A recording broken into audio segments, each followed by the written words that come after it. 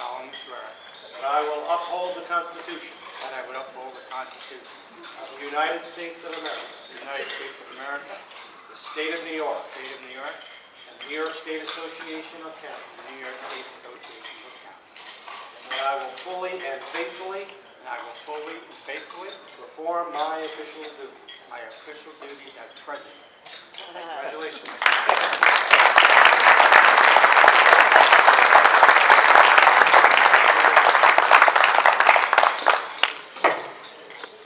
Well, I guess I'll first start out with just wow, you know. I thought about what I was going to say today, and this is a tremendous, humbling experience for me, I can tell you. You know, and I came from a family, it was a pretty large Italian family. We owned a restaurant in town, 68 years. My grandfather started during the Depression.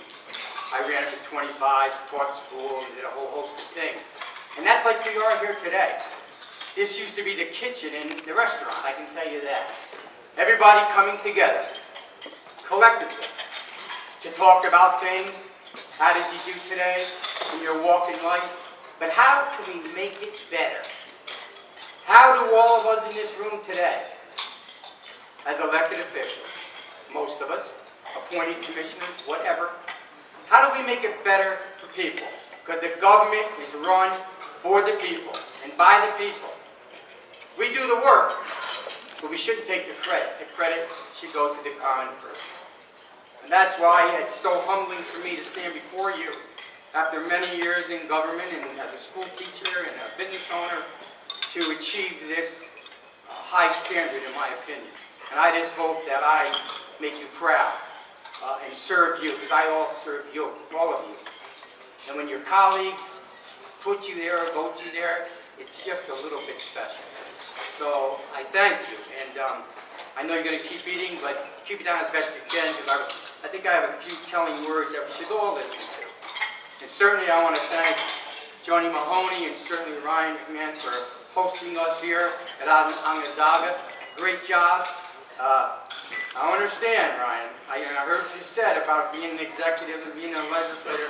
I wasn't talking about you. No, that's all right. But I'll tell you one better. I served as a town official, as a deputy supervisor, as a legislator, as the majority leader of the legislature, and then as a county executive.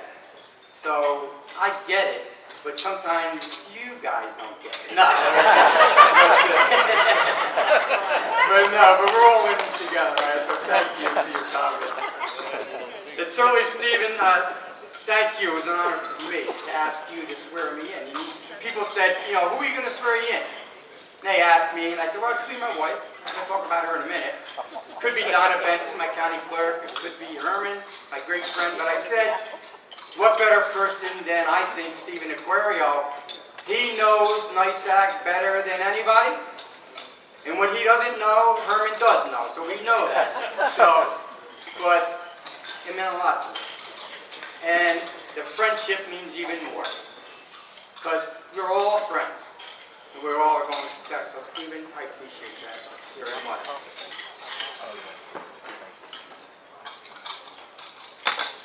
I can tell you, my wife is here today. She came up with me, and she's a real special person.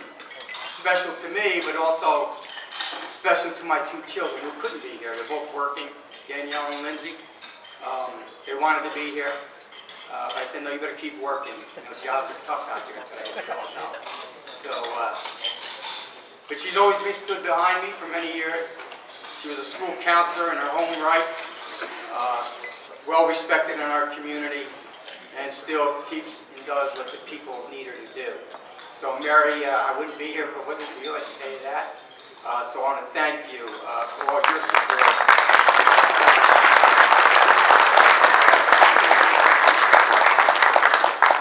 You know, and days like this are positive things about these jobs. You all know that. It's not always the negative headlines, or the phone calls during dinner, or the late night meetings, or the events, and you're not getting home till well after midnight. You all know that. I also would like to recognize some people from Orange County that are here today. And Donna Benson's here, county clerk. I think she's the best county clerk. So, Donna, thank you. Certainly, her husband Jack is here, traveled with her. And James Burkrow, our Commissioner of General Services, are here. So I want to thank them for being here. You know, I'm a firm believer that one of the keys to success is to surround yourself with great people. I consider myself very fortunate to work with a group of smart, talented, and experienced professionals like you are, but also the people right here in NYSAC as well. I've been a board member of NYSAC for many years now. It means a lot to me. And it is without a doubt a great honor and privilege to know and serve now as your president, not me, your president, of this incredibly strong organization, 62 counties strong, 57 counties outside of the 5 boroughs. The 5 boroughs are counties, as many of you know as well. You know, we're one state, from Montauk to Buffalo. We should talk as one state. It shouldn't be rural against urban. It shouldn't be upstate against downstate. It should be together. Absolutely. Because that's when the voice becomes even stronger than it is today. I thank Caroline for being here from the governor's office to listen firsthand today on what we all have to say. It's important, it is critical that the chief elected officer of this great state listens and hears and helps us, does not become a hindrance to us. I want to extend a special thank you to my friend, past president, now past president of about 10 minutes, I guess, Mary Pat Hancock. She served us well as our NYSAC standard bearer, not only here today, but in Albany, in Washington, and across this entire state. You know, I learned a lot from her. I learned a lot of patience. You know, when we're a little different style, you can see that. Mary Pat seems to fly under the radar. I may not, but I can tell you, I learned an awful lot from her, and her knowledge and her understanding of what government stands for, and her life experiences, and what it means to be committed each and every day to something. My father always told me that, son, if you believe in nothing, you will fall for everything. There's nothing left. So believe in those standards and fight for those standards on what you believe. As long as you can look in the mirror and shave every morning, or you can go to bed at night, you know you're on the right track. So we all try to do that. It's not about it, Diana. You know, under Mary Pat's leadership, we did get some new Medicaid relief in the form of a hard cap, a new pension tier, fiscal reforms and early intervention that was drowning all of us as well. I'm grateful to you. I'm grateful to this entire board that I now will serve it, and the boards before me, and the presidents before that, and you, the people, on what we all stand for. Your efforts of being right there each and every day on the front line, on the mandate relief fight, on leaving a great legacy, Mary Pat, of 100% participation by every county in NYSAC. That is huge. That is huge. We're not 1 or 2 counties out on their own. We're all together, 62 strong. And that's what we need. That's what true leadership is. Our association is stronger for your leadership, the board's leadership, and I thank you, Mary Pat, for your service, for your family allowing it to happen, and certainly for the great Geneseo County for giving her up for a while to us. Thank you, Mary Pat. I would also be very remiss if I did not mention Steve Aquario and Mark, the entire staff of NYSAC. There is no better team, outstanding in all 50 states, than these people that work tirelessly each and every day. With less staff, they're doing it with less people, with more work, more programs, new vision, more ideas. But that's what they're paid to do. That's what they believe in. And Steve, I thank you for your great leadership right here in Albany, in Washington, and what you do.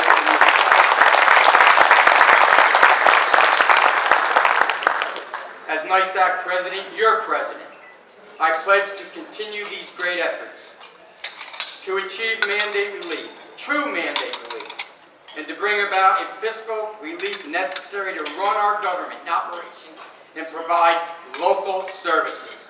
That's what we do best, and that's what we're supposed to do. This is no easy task, never has been, and getting harder each and every day. I'm sorry to say that in most of our counties, providing local services with local revenue is becoming more and more difficult to do each passing day.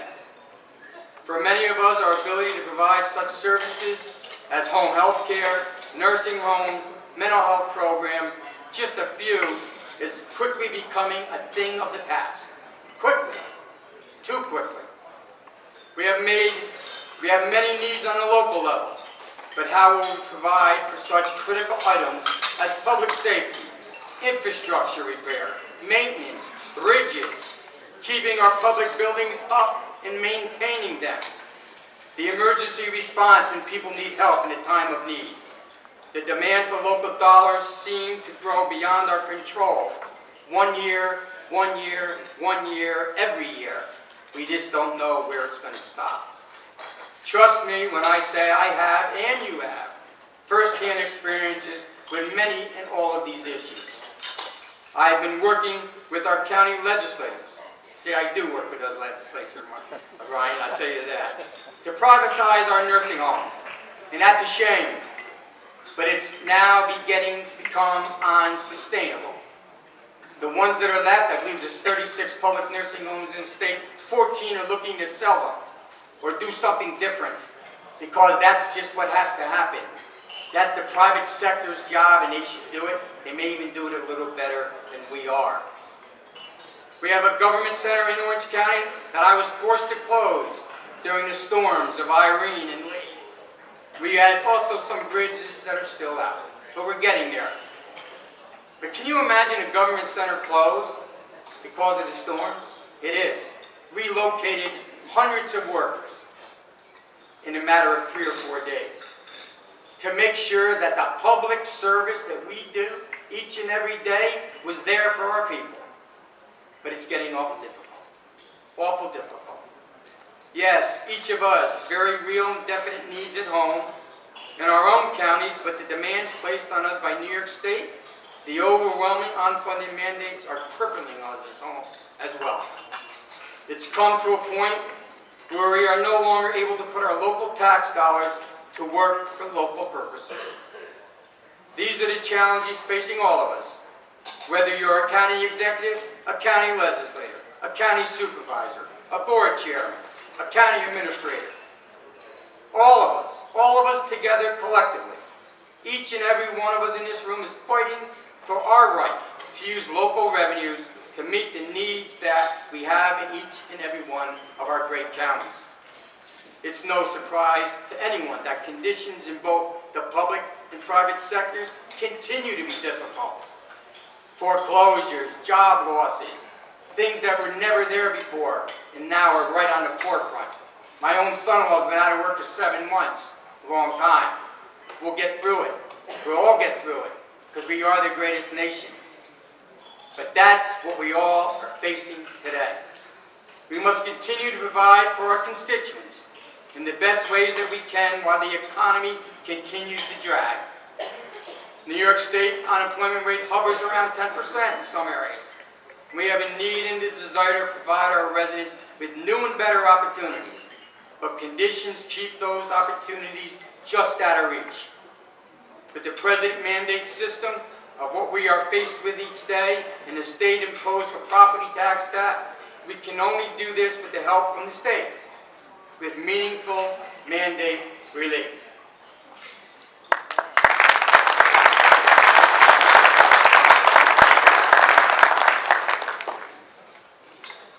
I remain convinced that our ability to serve our constituents is handcuffed by the state of New York and has been that way, not now, for decades. We've heard it a lot. We have made great strides this year under Governor Cuomo and the New York State Legislature. Great strides. I look forward to working with the governor, with his staff, and with the legislature to build on what they have already started, on that foundation. But the foundation is not enough. You build up from the foundation. And I thank you for that. We've achieved important mandate relief for the state's decision to eventually assume all growth of local share of Medicaid. In addition, the new pension tier 6 will be critical and will help us. But that is not today. That is in the future. That is probably 20 years out before it's really meaningful to each and every county. But we got it. We thank you. But we need something for the present. With the state-imposed property tax, our ability to raise local revenues is just not there. In addition, our ability to submit home rule requests to the state that always were routine, they agreed with us, they moved it on, is now a revenue source that we just cannot realize any longer. And in some counties have even diminished that revenue stream in some counties. And while we have critical work to accomplish and things we have done, many of our representatives in Albany have decided to play a blame game. Whose fault is this? It's nobody's fault. We're all in this together. We're supposed to make it better. Use our collective knowledge, our experience, our understanding of the issues to have sit down and have dialogue. And we'll make mistakes. There's only one person I doesn't know make mistakes. He or she's up there looking down on us. They don't make mistakes. We all do.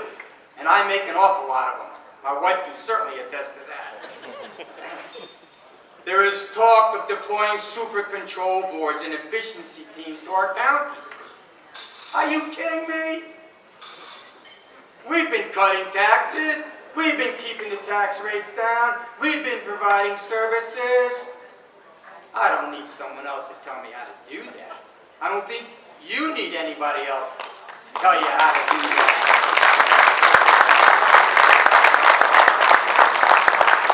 Here's what they want to do. They want to come into our counties, look at our books, and then what are they going to tell us? They're going to tell us, they're going to see, really see, where our tax dollars go. You know, we already know that, and they do too. Most of our revenues goes right back to Albany. Right back to Albany. That's what they're going to find out when they look at those books. We know that. In 2012, local taxpayers at the county level continue to send Albany $12 billion a year to pay for state-mandated programs. What did they get in exchange?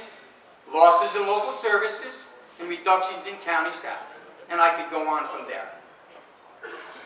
I'm here to tell you and to tell our state officials that we can begin resolving our fiscal challenges if and when those in the state capitol, those in the legislature, begin to take some responsibility for decisions that take tax dollars out of our communities to pay for state-level programs.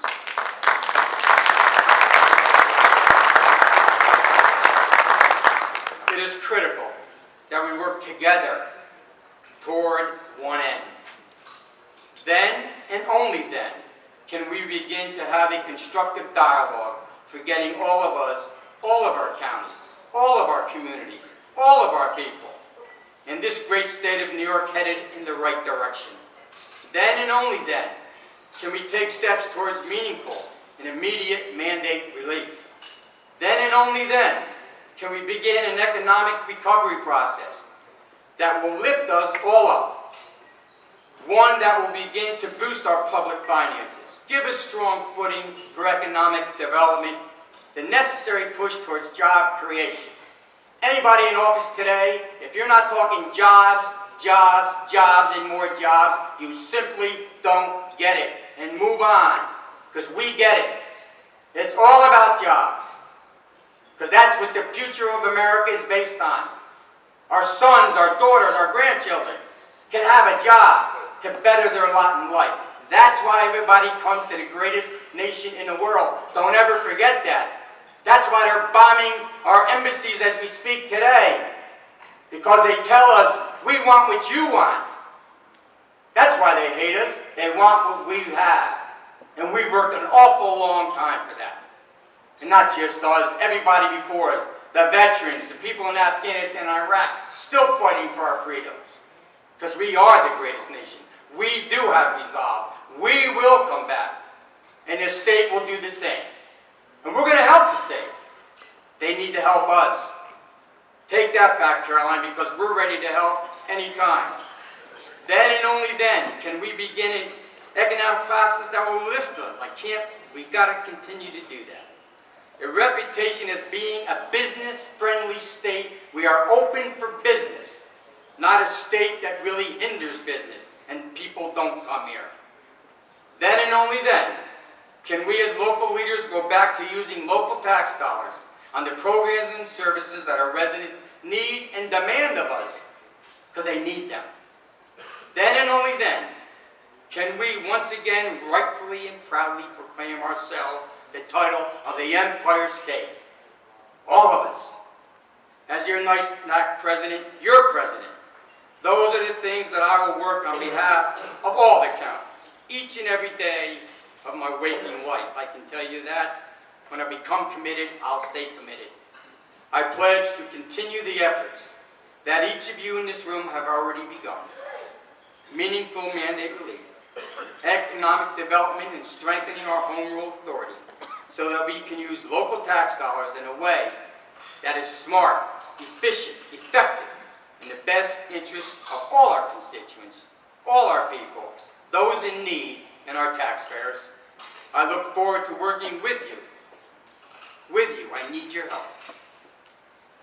For our counties, our residents, our state, and just for good New Yorkers. Thank you and have a great day.